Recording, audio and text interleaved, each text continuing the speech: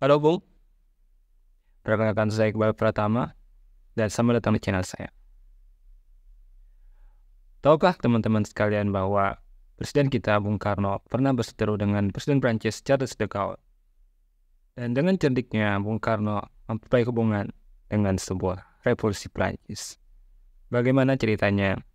Mari kita simak. Pada Perang Dunia Kedua, Prancis harus mengakui kekalahannya dari Jerman setelah Paris ditaklukkan pada bulan Juni 1940. Prancis kemudian dibubarkan dan berubah menjadi negara boneka pici yang dipimpin oleh Marsekal Pétain. Saat itu, seorang perwira muda bernama Charles de Gaulle tidak ingin menyerah dan akhirnya bergabung dan sekutu di Inggris. Jenderal Charles de Gaulle kemudian menjadi pemimpin pasukan Prancis untuk melawan pasukan Nazi Hitler Jerman bersama pasukan sekutu. Dan seperti kita ketahui, akhirnya pasukan sekutu memenangkan Perang Dunia Kedua. Charles de Gaulle kemudian menjadi pahlawan dan akhirnya menjadi Presiden Prancis saat itu pada tahun 1959 sampai tahun 1969. Pasca Perang Dunia Kedua, ada dua blok yang menguasai dunia saat itu, yaitu blok Barat bersama Amerika Serikat dan sekutunya dan blok Timur yang dipimpin oleh Uni Soviet. Indonesia saat itu dipimpin oleh Bung Karno menginisiasi gerakan non-blok yang tidak berpihak kepada blok manapun dan mendukung kemerdekaan-kemerdekaan di Asia dan Afrika. Banyak negara jajahan Prancis saat itu yang ada di Afrika, salah satunya Aljazair dan Maroko.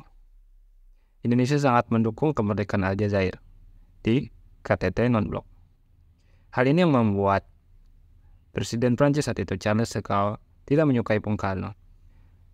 Selain itu juga Bung Karno dikenal seorang yang suka bermain wanita dan menyukai wanita cantik. Istinya dalam bahasa Prancis, grand seducteur, yang artinya penggoda yang hebat dalam bahasa Indonesia. Begitupun di pihak Bung Karno. Bung besar ini beranggapan bahwa Charles de Gaulle adalah seorang imperialis karena tak menginginkan negara jajahannya yaitu Aljazair, Vietnam, dan Kamboja. Namun di suatu waktu, Bung Karno memberanikan diri untuk bertemu dengan Charles de Gaulle. Saat keduanya bertemu, Charles de Gaulle kemudian bertanya kepada Bung Karno, "Bung Karno, mengapa Anda tidak bisa berteman dengan Prancis?" Charles de Gaulle bertanya demikian karena Indonesia selalu mendukung kemerdekaan Aljazair yang merupakan negara jajahan Prancis. Bung Karno kemudian menjawab, "Tuan Charles de Gaulle, kami melakukan ini adalah sesuai dengan ajaran revolusi Prancis, yaitu liberté, gerail fraternal." Artinya kebebasan, kesetaraan, dan persaudaraan. Charles de Gaulle hanya terdiam dan manggut-manggut mendengar jawaban cerdik dari Bung Karno. Revolusi Prancis saat itu merupakan peristiwa yang sangat besar. Peristiwa yang tidak hanya berdampak bagi negara Prancis, namun juga berdampak bagi seluruh dunia. Di mana tidak hanya terjadi perubahan sistem pemerintahan di negara Prancis dari monarki menjadi republik, namun juga munculnya konsep tentang hak asasi manusia. Sesuai dengan semboyan dari revolusi Prancis itu sendiri. Setelah itu, Charles de Gaulle mulai merubah pandangannya terhadap Bung Karno dan mulai menjadi lebih dekat dengan Bung Karno. Semenjak itu, Indonesia juga menjadi lebih dekat dengan Prancis dalam hubungan internasionalnya.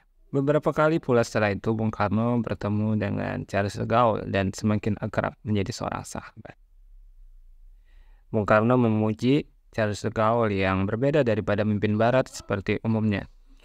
Dia yang pertama kali berhubungan diplomatik dengan Cina.